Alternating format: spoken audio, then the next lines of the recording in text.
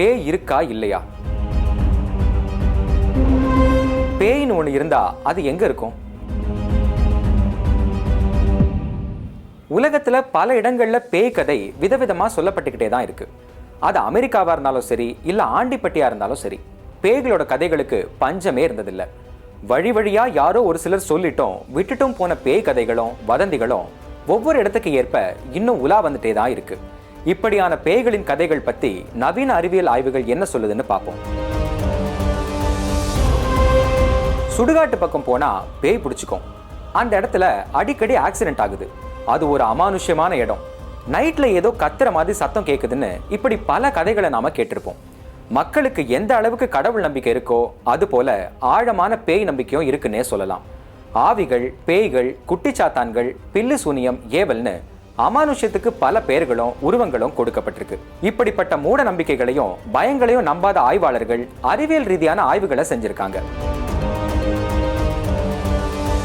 உதாரணத்துக்கு பிரிட்டிஷ் இயற்பியலாளர்கள் பேய் ஆய்வுகளை பத்தி ஒரு விளக்கத்தை கொடுத்திருக்காங்க.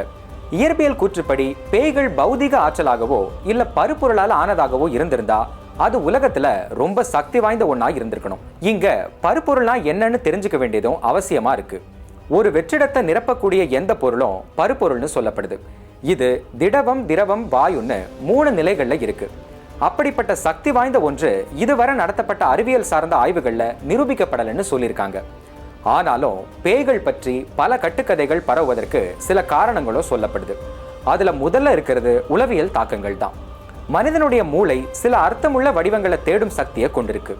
அதனால நிழல்கள், ஒலிகள், காற்றின் ஒலி போன்ற சில சமிஞைகள் அமானுஷ்யமா இருக்கும்னு மூளை ஒரு முடிவுக்கு வந்து அதுல இருந்துதான் பேய்களை பார்த்ததா பலர் கூறுவதற்கு வாய்ப்பு இருக்கிறதா சொல்லப்படுது.